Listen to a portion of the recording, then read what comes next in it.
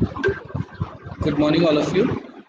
Myself, Dr. Ajit Kumar Surana, Assistant Professor in the Department of Physiotherapy, Suresh Gyanviar University. Today, we are discussing about a topic. First of all, the learning objectives of the. These are the learning objectives. First, we recognize the clinical presentation and describe the acute management of the subarachnoid hemorrhage.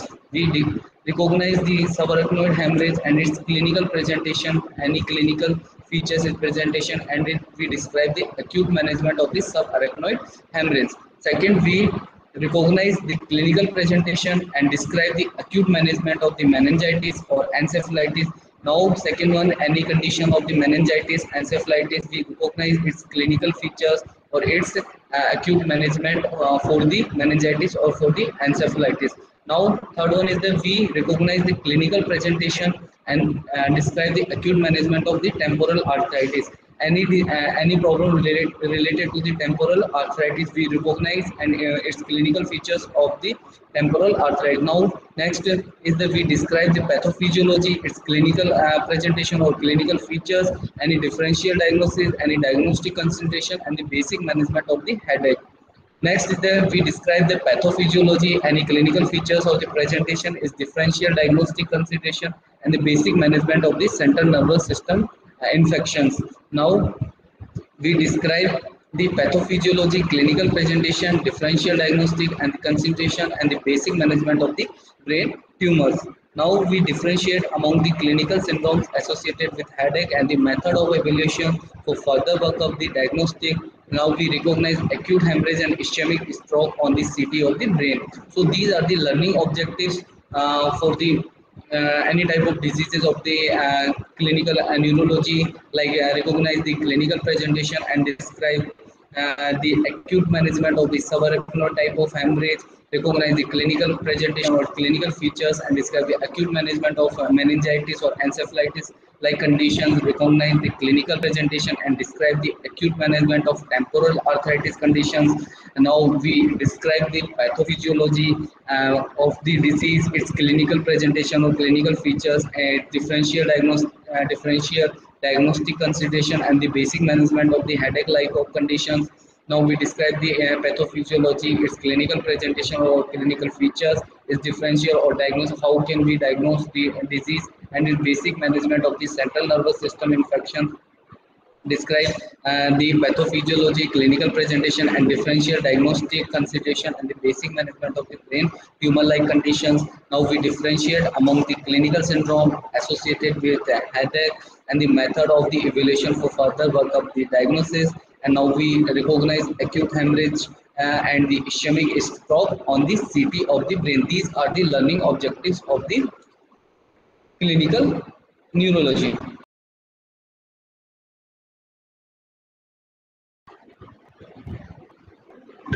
Medical management. No exact cure. Aim to prevent or postpone the long-term disabilities. Aim is to prevent or postpone the long-term disabilities, often evolves slowly over many years. The treatment falls into three categories. Treatment of acute relapses, treatment aimed at disease management or symptomatic treatment. So treatment is falls into three categories: treatment of acute relapses, treatment aimed at disease management or symptomatic treatment. Now, the type of treatment will typically depends on the severity of the speech disorders. Type of treatment, it will typically depends on the severity of speech disorders and its underlying causes. Treatment options can include speech therapy, exercises that focuses on building building familiarity with certain words or sounds, physical exercises that focuses on strengthening the muscles that produce speech sounds. We discuss some of the treatment options for speech disorders below. So the type of treatment will typically depends on the severity of the speech disorders. Type of treatment, it will typically depends on the severity of speech disorders and its underlying causes. Treatment options can include speech therapy exercises, that focusing on building familiarity with certain words or sounds, physical exercises that focusing on strengthening the muscles that produce speech sounds. We'll discuss some of treatment options for the speech disorders below. Target selection. Target selection involves a person practicing specific sounds or words to familiarize themselves with particular speech patterns. Examples of therapy targets may include difficult words or sounds that trigger speech disruptions. So, target selection involves a person practicing specific sound. It involves a person practicing specific sounds or words to familiarize themselves with particular speech patterns. Examples of therapy targets may include difficult words or sounds that trigger speech disruptions. Next is contextual utilization. Contextual utilization, for this approach, SLPs teach people to recognize speech sound in different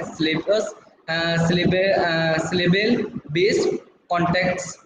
Contrast therapy involving saying word pairs that contains one or more different speech sounds. An example word pair might be beat and feed or duff and show. So in contextual utilization, for this approach, SLPs teach people to recognize speech sound in different syllabus based context. Second one is the contrast therapy. Contrast therapy involves saying word pairs that contain one or more different speech sounds. An example word pair might be beat and feed or duff and show. Next is oral motor therapy. The oral motor therapy approach focusing on improving muscle strength. Oral motor therapy, the approach focusing on the improving muscle strength, motor control and breath control. Motor control and breath control. These exercises can help people develop fluency. Which produces smoother speech that sounds more natural. Ear devices are small electronic aids that fit inside the ear canal.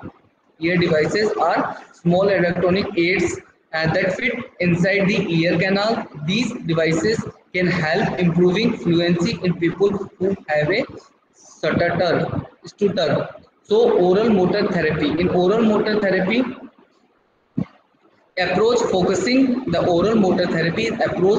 on improving muscle strength, motor control and breath control. It is focusing on the improving the muscle control, motor control and breath control. These exercises can help people develop fluency. These exercises can help the people to develop fluency, which produce smooth speech and sounds more natural. Second one is the ear devices. Ear devices are small electronic aids. Ear devices are the small electronic aids that fit inside the ear canal. They are fit inside the ear canal. These devices can help improve fluency. In people who have a stutter. Medications. Some speech disorders can cause people to develop anxiety disorders. Some speech disorders can cause people to develop anxiety disorders. Stressful situations can trigger anxiety. Now, the stressful situation, they can trigger anxiety, resulting in more pronounced speech disorder symptoms. Anxiety medications may help reduce symptoms of speech disorders in some people. So, medication. Some speech disorders, they can cause people to develop anxiety disorders. Some speech disorders, they cause people to develop anxiety disorders. Stressful situations can trigger anxiety. Now, any stressful situation, they can trigger the anxiety, resulting in more pronounced speech disorder symptoms.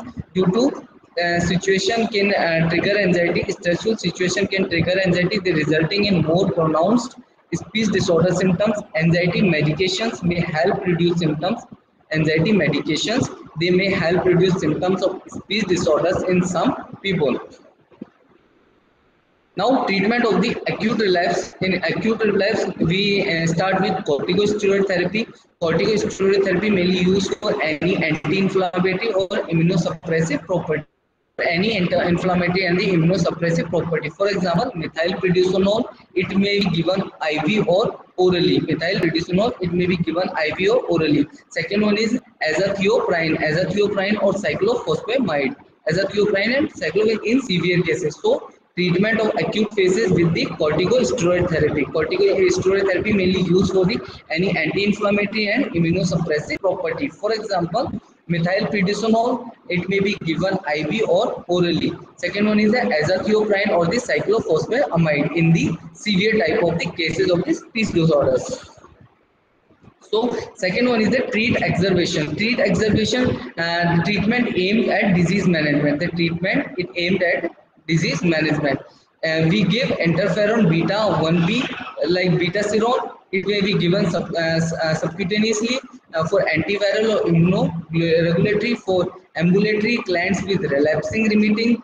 Interferon beta 1a Avonex for treating relapsing form of speech disorders, glutamate acetate or copazine for relapsing remitting speech disorders. So second one is treat exacerbations. Treatment aimed at disease management. First one is the interferon beta 1b. In beta 1b there is metaserone. It may be given subcutaneously for antiviral or immunoregulatory for ambulatory clients with relapsing remitting interferon beta 1a Avonex for treating relapsing form of speech disorders, and glutamate acetate copaxine for relapsing remitting speech disorder. Now the symptomatic treatment. For symptomatic treatment for the bladder dysfunction, we are given oxybutynin, profenthylline for constipation, psyllium hydrophilic musicoid suppositors for fatigue, amantadine or modafinil for spasticity, baclofen, diazepam and the dendrolone. For symptomatic treatment, we will give symptomatic treatment like for bladder dysfunction, oxybutynin, profenthylline for constipation, psyllium hydrophilic mucoid suppositories for fatigue. We may given amantadine, modafinil for spasticity, baclofen, diazepam or the dantrolene may be given to the patient. Now for the tremor conditions, propranolol, phenobarbital, clonazepam for dysesthesia and trigeminal neuralgia, carbamazepine, phenytoin, amitriptyline for dysesthesia. Transcutaneous electric nerve stimulation is also helpful for this.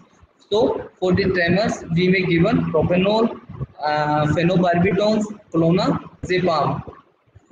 Propranolol, phenobarbital or clonazepam for dysesthesia and trigeminal neuralgia, carbamazepine, phenytoin, amitriptyline for dysesthesia. Transcutaneous electric nerve stimulation is also helpful. Now, next one is the nutritional therapy. In nutritional therapy, we may give megavitamin therapy. In megavitamin therapy, there is cobalamin or vitamin B12 and vitamin C. Second is low-fat diet, high roughage diet to relieve the constipation, and other therapies to improve neurologic functions like physical and speech therapy, exercise, water exercise. So next therapy is the nutritional therapy. In nutritional therapy, we may start with megavitamin therapy. Megavitamin therapy like cobalamin or vitamin B12 and vitamin C. Low-fat diet. For low-fat diet, high courage diet to relieve the high courage diet for relieving the constipations. Other therapies like to improve the therapy to improve the neurologic functions like physical and the speech therapy, exercise and water exercise. Now the surgical management. In surgical management, we may use deep brain stimulation. If other options have failed, deep brain stimulation. If the other options have failed, then a device is implanted. If the other options have failed, then a device is implanted that stimulates an area of brain device is implanted that stimulates an area of brain in case of severe tremors in the limbs. A device is implanted to stimulate an area of brain in case of severe tremors in the limb. Implantation of a drug catheter or the pump. We may also implantation of drug catheter or pump. A catheter is placed in lower spinal area. A catheter it is placed in lower spinal area to deliver a constant flow of drug like baclofen in case of severe pain or spasticity. So for surgical management, deep brain first one is the deep brain stimulation. If other option have failed, then a device is implanted. If the other option are failed, then we implant a device that stimulate an area of brain that may use to stimulate an area of brain in case of severe tremor in the limbs, or implantation of a drug catheter or the pump. And second one is the implantation of a drug catheter or a pump. A catheter is placed in the lower spinal area. A catheter it is placed in the lower spinal area to relieve a constant flow of drug like baclofen. To relieve a constant flow of drug like the baclofen in case of severe pain or the spasticity. When there is nursing diagnostic, it may be impaired urinary elimination,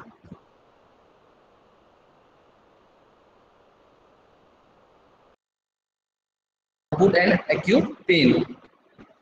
Nursing diagnosis: impaired urinary elimination pattern related to bladder dysfunction as evidenced by low output and acute pain. Interventions: assess the skin for incontinence associated dermatitis with each voiding. We assess the skin for incontinence associated dermatitis with each voiding. Maintain fluid intake of 2000 ml per day. Toilet every 2 hours. Scan bladder for post-void residual volume, or if PVR is more than 100, pressure volume rate is more than 100 ml, then catheterize. So for in nursing management, nursing diagnostic. In nursing diagnostic, impaired urinary elimination pattern related to the bladder dysfunction. Impaired urinary elimination pattern related to the bladder dysfunction as evidenced by low output and the acute pain. Or intervention, we assess the scheme for incontinence, associated dermatitis each voiding. Maintain the nurse may maintain fluid intake of 2000 ml day. Toilet after every 2 hours.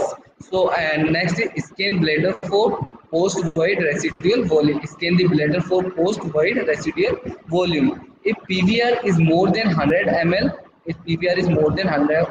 then catheterize the patient. In nursing diagnostic, impaired elimination pattern related to the immobility and the demyelination as evidences by the disturbed bowel movement. In innervation, assess for normal bowel movement, administer suppository as a device by the physician. Teach client to consume high fiber diets and 2000 ml of fluid. So for nursing diagnostic, impaired the elimination pattern related to the immobility and the demyelination as evidenced by disturbed bowel movement. In intervention assess for normal bowel movement.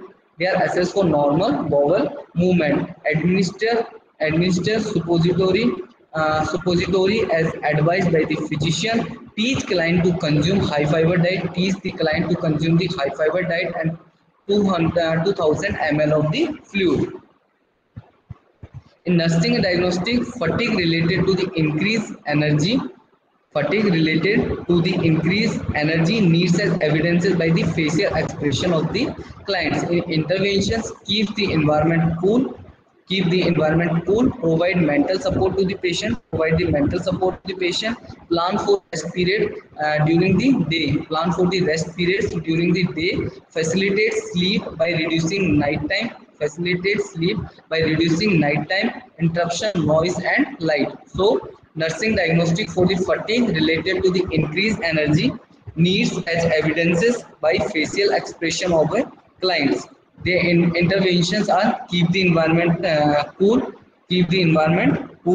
provide mental support to the patient, provide the mental support to the patient, plan for a rest period during the day, plan for the rest period during the day, facilitate sleep by reducing night times.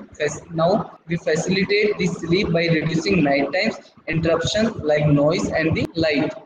Now the nursing diagnostic impaired physical mobility related to the weakness, contracture, spasticity and ataxia is evidenced by pain in muscles and the verbal experience.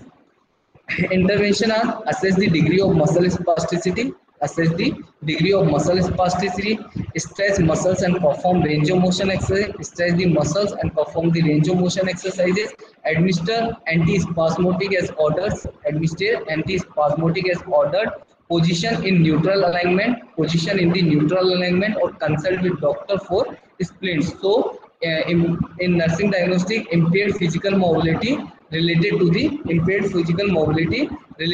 weakness contractures like spasticity and the ataxia as evidenced by pain in the muscles, and the verbal experience. Intervention assess the degree of muscle spasticity, assess the degree of muscle spasticity assess the degree of muscle spasticity, stress muscles and perform range of motion exercises, stress the muscles and perform range of motion exercises, administer antispasmodics as orders, position in the neutral alignment or consult with the doctors for the splints. Now nursing diagnostic situational self-esteem related to the loss of independence and fear of disability as evidenced by irritativeness and facial expression. Interventions includes assess for depression and any related treatment, assess for the depression and any related treatment, assess for the client's problem, solving strategies, evaluates client's support system or provide experience that increase the client autonomy. So in nursing diagnosis, situational self-esteem esteem related to loss of the independent and fear of disabilities as evidences by irritativeness and facial expressions. Intervention there is assess for depression and any related treatment, assess for a client's problem, solving strategies, evaluate client support system or provide experience that increase the client autonomy. Speech disorders affect a person's ability to form these sounds that allow them to communicate with other people. They are not the same as language disorders. Speech disorders prevent people from forming correct speech sounds, while language disorders affect a person's ability to learn words or understand what others say to them. However, both speech and language disorders can make it more difficult for a person to express their thoughts and feelings to others. So, speech disorders affects a person's ability to form the sounds that allow them to communicate with other people. They are not the same as language disorders. Now, the types of speech disorders. Speech disorders can affect people of all ages. Speech disorders can affect people of all ages. Some types of speech disorders include stuttering, apraxia, and dysarthria. We discuss each of these types below. So, speech disorders can affect people of all ages. Speech disorders can affect people of all ages. Some types of speech disorders include stuttering, apraxia, and the dysarthria. We are discuss each of these types below. First is stuttering. Stuttering refers to a speech disorders that interrupts the flow of speech. Interrupts the flow of speech. People with stutter can experience the following types of disruptions. First one is the repetitions occurs when people involuntarily repeat sounds, vowels or words. Blocks happens when people know what they want to say but have difficulty making the necessary speech sounds. Blocks may cause someone to feel as though their words are stuck. Prolongations refers to the stretching or drawing out of particular sounds or words. So stretching, stuttering, it refers to a speech disorders that interrupts the flow of speech. Stuttering, they mainly refers to a speech disorders that interrupts the flow of speech. In this mainly, there is an interruption of the flow of speech. People who stutter can experience the following types of disruptions or difficulties. First one is repetitions occurs when people involuntarily repeat sounds. Repetitions occurs when the people involuntarily repeat sounds, vowels or words. Blocks happen when people know what they want to say. Blocks happen when the people know what they want to say but have difficulty making the necessary speech sounds. Want to say but they have difficulty making the necessary speech sounds. Blocks may cause someone to feel as though their words are stuck. Prolongations. Next is prolongation. Prolongation refers to the stretching or drawing out of particular sounds or words. Prolongation there refers to the stretching or drawing out of particular sounds or words. The symptoms of stuttering can vary depending on the situation, like stress, excitement, or frustration can cause stuttering to become more severe. Some people may also find that certain words or sounds can make a stutter more pronounced. Stuttering can cause both behavioral and the physical symptoms that occurs at the same time. These can include, so the symptoms of the stuttering can vary depending on the situation. Symptoms of the stuttering they can be vary or they depending on the situations, like stress, excitement of the patient or frustration can cause stuttering to become more severe. Frustration they may cause become more severe. Some peoples may also find that certain words or sounds can make a stutter more pronounced. Some people may find that certain words or sounds can make a stutter more pronounced. Stuttering can cause both behavioral or the physical symptoms. They can cause both behavioral and the physical symptoms that occurs at the same time. These can include tension in the face and the shoulders, rapid blinking, lip tremors, clenched fist, or sudden head movements. So these are the symptoms that comes due to stuttering are the tension in the face and the shoulders. Tension occurs in the face of the patient and the shoulders. Patient have rapid blinking of the eyes, lip tremors or oscillation of the lips, clenched fist. There is a clenched fist or sudden head movements. So these are the symptoms occurs due to the stuttering. Now, there are two main types of stuttering. Stuttering mainly of two types. First one is the developmental stuttering. Developmental stuttering affects young children who are still learning speech and language skills. Gentle factors significantly increase a person's likelihood of developing these types of stutter. Second one is the neurogenic stuttering. Neurogenic stuttering occurs when damage to the brain. It occurs when the damage to the brain prevents proper coordination between the different regions of the brain that play a role in speech. So, stuttering mainly it is of two types. First one is the developmental stuttering and second one is the neurogenic stuttering. First one is the developmental stuttering. They mainly affect the young children. Developmental stuttering, in this they mainly affect the young children who are still learning speech, who are still learning the speech and language skills. Genetic factors significantly increase a functional person's likelihood of developing this type of stutter. Second one is the neurogenic stuttering. Neurogenic stuttering occurs when damage to the brain prevents proper coordination. Neurogenic stuttering occurs when the damage to the brain prevents proper coordination between the different regions of the brain. It between the different regions of the brain that play a role in speech.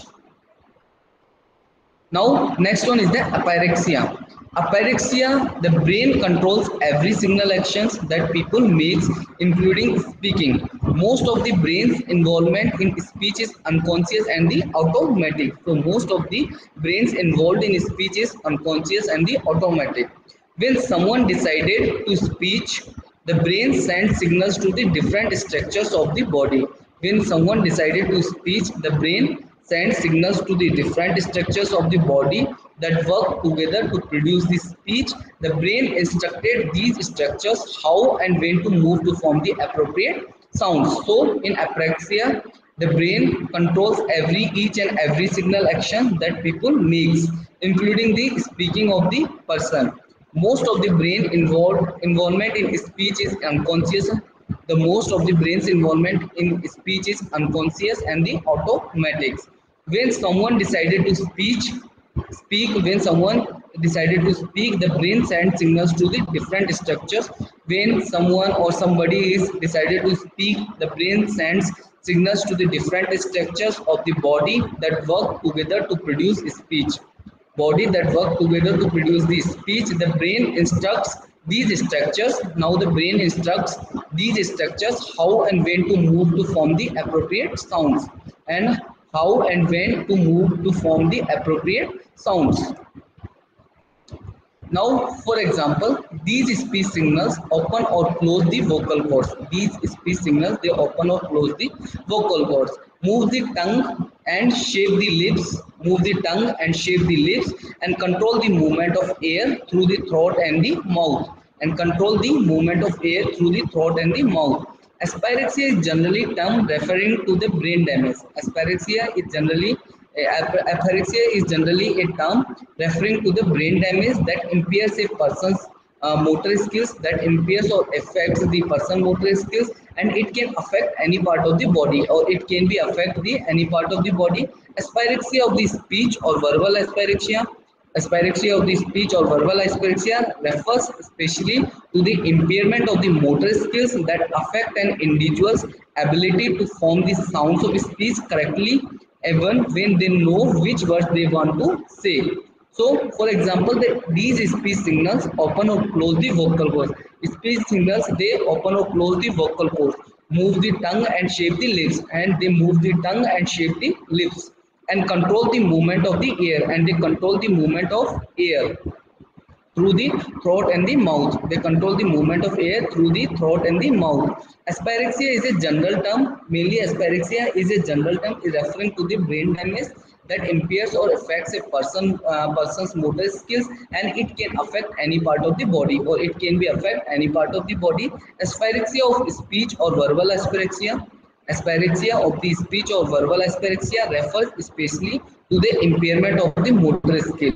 Refers especially to the impairment of the motor skills that affect an individual's ability to form the sounds of the speech correctly. Form the sounds of the speech correctly, even when they know which words can they want to say. Now, next is the dysarthria. Dysarthria occurs when damage to the brain cause muscle weakness. Dysarthria occurs when damage to the brain cause the muscle weakness in a person's face, lips, tongue, throat, or chest. Muscle weakness in these part of the body can make speaking very difficult. So, dysarthria occurs when damage to the brain. This arthria mainly occurs when there is a damage to the brain. It may cause muscle weakness in a person's face. It causes the muscle weakness in a person's face, lips of the person, tongue of the person, throat or the chest of the person. The muscle weakness in these part of the body can make speaking very difficult. If there is a muscle weakness in this part of the body, they can make speaking very difficult. Now, people who have dysarthria may experience the following symptoms. People who have a dysarthria, they experience the following symptoms like slurred speech, mumbling, speaking too slowly or too quickly, soft or quiet speech, difficulty moving the mouth or tongue. So, the people who are affected by a dysarthria or who have a dysarthria may experience these types of symptoms like slurred speech, mumbling, speaking too slowly or too quickly, they speaking too slowly or too quickly, soft or quiet speech, soft or quiet speech, difficulty in moving the mouth or tongue. Patient have difficulty in moving the mouth or the tongue. Now the symptoms. Symptoms of a speech disorders can include repeating or prolonging sounds.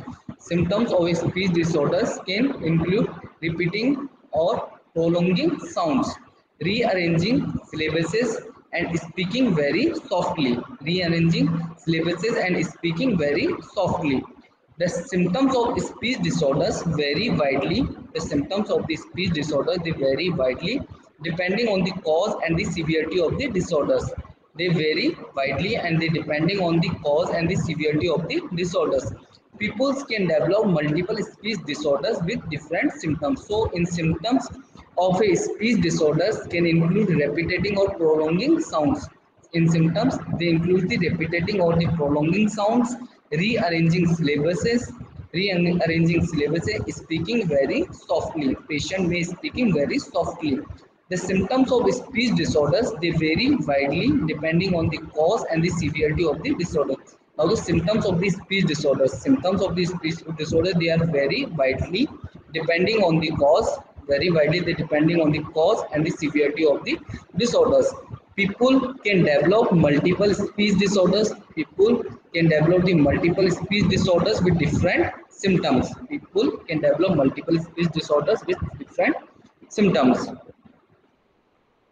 Now, people with one or more speech disorders may experience the following symptoms.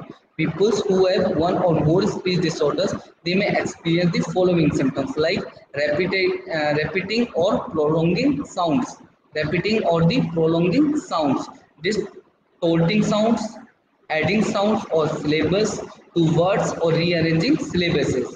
So people who have a one or more speech disorder patient who are suffering from more than one speech disorders may experience the following symptoms like repeating or prolonging sounds.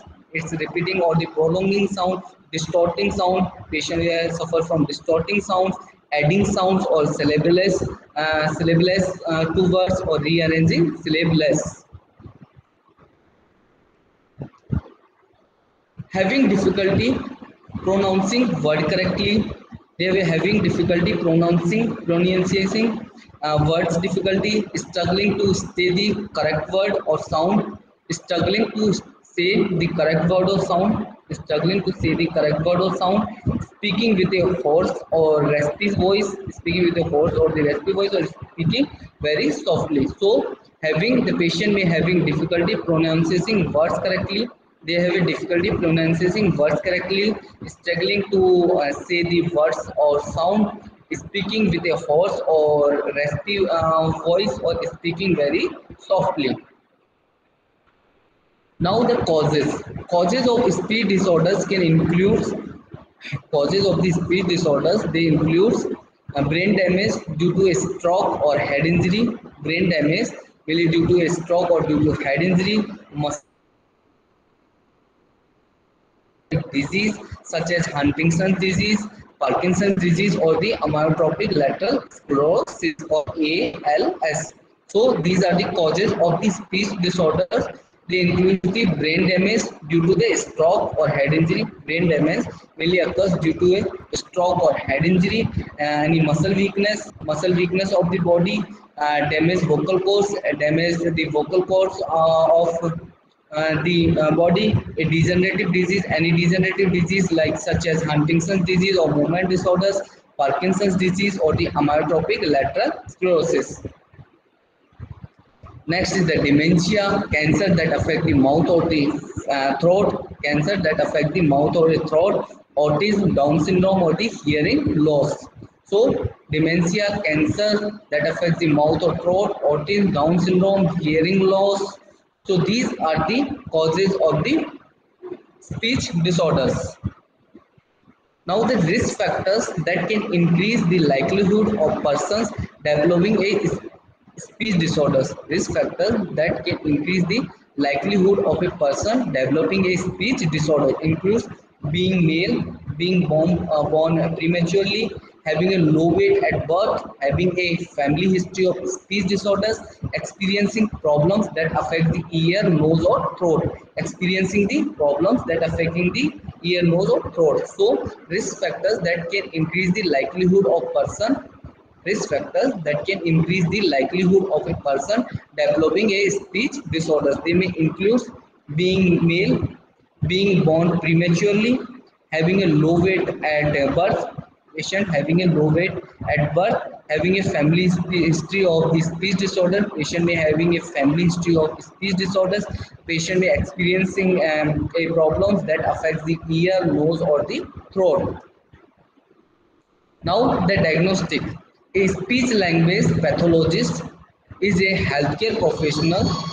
A speech language pathologist SLP is a healthcare professional who specializes in a speech and language disorder who specialize in a speech and language disorders, and SLP will evaluate a person for group of symptoms that indicate one type of speech disorder to make an accurate diagnosis SP.